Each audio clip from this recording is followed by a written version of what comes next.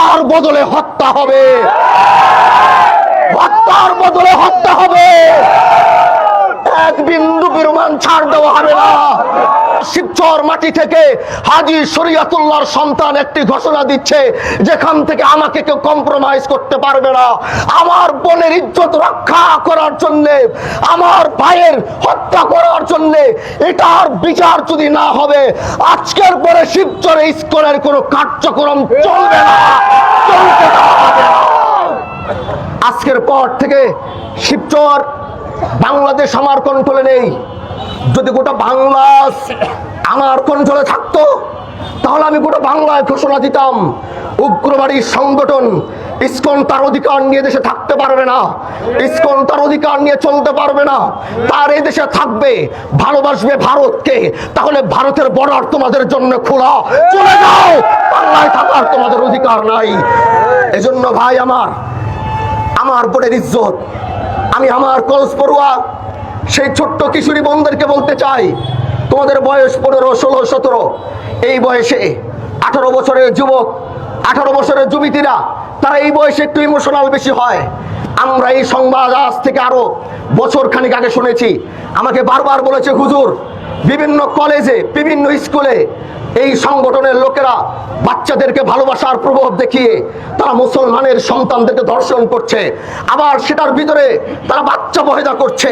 এ দোস্ত আমার, এ ছোট ছোট কিশোরী বোনরা আমার, তোমাদেরকে বলতে চাই, তোমাদেরকে একটা কথা বলতে চাই, তোমরা এই অপকর্ম করো না, তোমার এই অপকর্মের সাথে তোমরা জড়িত হও না, তোমরা সোচ্চার হও, তোমরা সোচ্চার হও। ইসলাম আমাদেরকে সম্মান দিয়েছে, ইসলাম মা বোনদেরকে সম্মান দিয়েছে, ইসলাম মা বোনদেরকে মাথার তাজ বানিয়েছে। এজন্য আমি বলতে চাই, আজকের পর থেকে সারা বাংলাদেশ আমার কন্ট্রোলে নাই, কিন্তু আমি হানজালা শিবচরের মাটিতে দাঁড়িয়ে, শিবচরের গণমানুষকে নিয়ে, শিবচরের তাওহীদ জনতাকে নিয়ে, শিবচরের সাধারণ হিন্দু ভাইদেরকে নিয়েও আমরা ইসকনের বিরুদ্ধে সংগ্রাম করব। আমার বিশ্বাস, হিন্দু ভাইরা, অনেক হিন্দু ভাইদেরকে দেখেছি যারা ইসকনকে সমর্থন করে না, অনেক হিন্দু ভাইয়ের কথা শুনেছি তারা ইসকনকে সমর্থন করে না।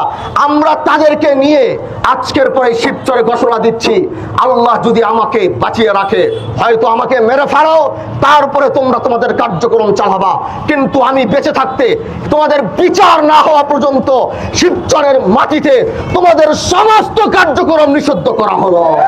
আমি একটা বিষয় স্মরণ করিয়ে দিতে চাই। আপনারা জানেন, পীর মোহসেন উদ্দিন আহমদ দুদুমিয়া রহমাতুল্লাহ আলাইহি, আমার বংশে 2 জন দুদুমিয়া ছিলেন। একজন ছিলেন হাজী শরীয়তুল্লাহর ছেলে দুদুমিয়া, আরেকজন ছেলে যেখানে যারা আপনারা দেখেছেন আমার দাদা পীর মোহসেন উদ্দিন আহমদ দুদুমিয়া রহমাতুল্লাহ আলাইহি। তার একটি কথা আমি বলে আমার আলোচনা আমি শেষ করব। এই পাঁচচরের এই জায়গায় একজন বড় হিন্দু জমিদার ছিল, যার নাম ছিল কালীকাঞ্চলাল।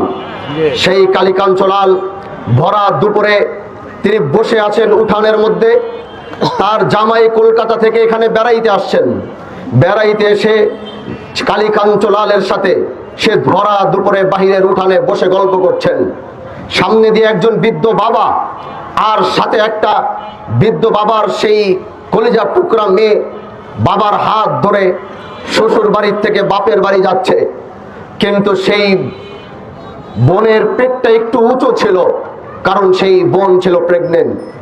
কালীকাঞ্চলালের জামাই ভরা দুপুরে উঠানে বসে তার জামাইয়ের কাছে আবদার করলো, শ্বশুর মশাই, আপনার কাছে আমি একটা জিনিস চাই, একটি আবদার করতে চাই, আপনি কি সেই আবদারটুকু আমার রাখবেন?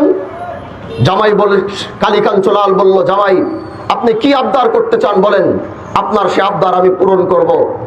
সেই কলকাতা থেকে আগত কালীকাঞ্চলালের জামাই ভরা দুপুরে উঠানে বসে মুসলমানের সেই বোনের দিকে তাকিয়ে তার শ্বশুরকে আবদার করেছে, আমি দেখতে চাই মুসলমানের পেটে বাচ্চা কিভাবে থাকে। আমি সত্য ইতিহাস বলছি, বানানো কোনো কথা বলছি না। কথাগুলো মনে রাখবেন, ইতিহাস এই জন্য জানতে হয় কারণ সেই ইতিহাসগুলো আমাদেরকে আবার জাগ্রত করবে। এজন্য আবার সেই নতুন করে ইতিহাসগুলো আপনাদের জানা দরকার। কালীকাঞ্চলাল জামাইয়ের আবদার রাখতে গিয়ে বাবাকে এক গাছের ভিতরে বেঁধেছে, তার মেয়েকে আরেক গাছের ভিতরে বেঁধেছে। এবার কালীকাঞ্চলালের জামাইকে পুরস্কার দেওয়ার জন্য, মুসলমানের পেটে বাচ্চা কিভাবে থাকে সেটা দেখানোর জন্য সেই ভরা দুপুরে গাছে বেঁধে সেই বোনের পেট ফেরে তাকে দেখানো হয়েছে, দেখো মুসলমানের পেটে বাচ্চা কিভাবে থাকে। এই সিন হওয়ার পরে সেই বৃদ্ধ বাবা ওখান থেকে ছাড় পাওয়ার পরে পীর মোহসেন উদ্দিন আহমদ দুদু মিয়া রহমতুল্লাহ আলাইহি হাজী শরীয়তুল্লাহর ছেলের কাছে গিয়ে বলল, আজ নিজের সন্তানকে নিজের সামনে হত্যা করেছে, আমাকে এক গাছে বেঁধে আরেক গাছে আমার মেয়েকে উলঙ্গ করেছে, শুধু উলঙ্গ করে নাই, আমার মেয়ের পেট ফেরে দেখানো হয়েছে মুসলমানের পেটে কেমনে বাচ্চা থাকে দেখো। আজ এটা হয়েছে একমাত্র আপনার বাবা হাজী শরীয়তুল্লাহর জন্য, কারণ তার হাত ধরেছে ইসলাম কবুল করেছিলাম, তার হাত ধরে আল্লাহর দ্বীনের পথে এসেছিলাম, আর সেটার জন্য আমার নিজের মেয়েকে আমার সামনে হত্যা করেছে। এই কথা শুনে পীর মোহসেন উদ্দিন আহমদ দুদু মিয়া রহমতুল্লাহ আলাইহি আর এক বিন্দু পরিমাণ বসে থাকলেন না, দাঁড়িয়ে তিনি চিৎকার করে বাংলার প্রতিটা ফরাইজি আন্দোলনের ৮০,০০০ লাঠিয়াল বাহিনীকে ডাক দিয়ে বলল, আমাদের আর বসে থাকার সময় নাই, আমার মুসলমান বোনের পেট ফেরে দেখানো হয়েছে মুসলমানের পেটে বাচ্চা কিভাবে থাকে। এই ৮০,০০০ লাঠিয়াল বাহিনী তোমরা শুনে নাও, হত্যার বদলে হত্যা হবে, হত্যার বদলে হত্যা হবে, এক বিন্দু বিরমান ছাড় দেওয়া হবে না।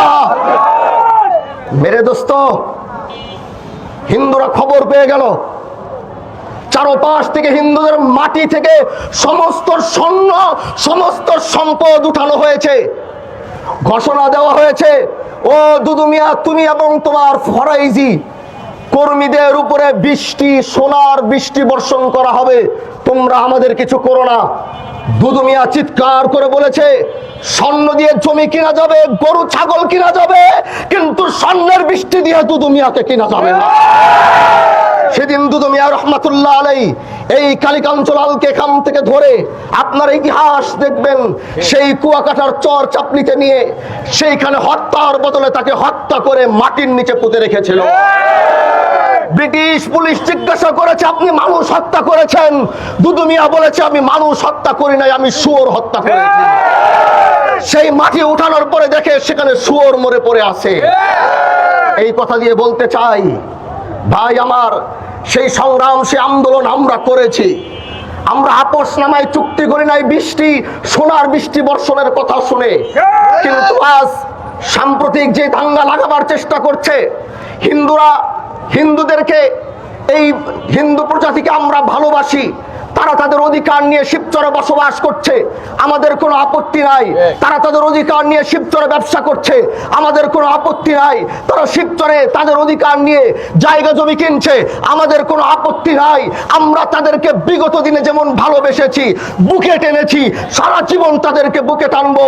কিন্তু আজ শিবচর মাটি থেকে হাজী শরীয়তুল্লাহর সন্তান একটি ঘোষণা দিচ্ছে, যেখান থেকে আমাকে কেউ কম্প্রোমাইজ করতে পারবে না।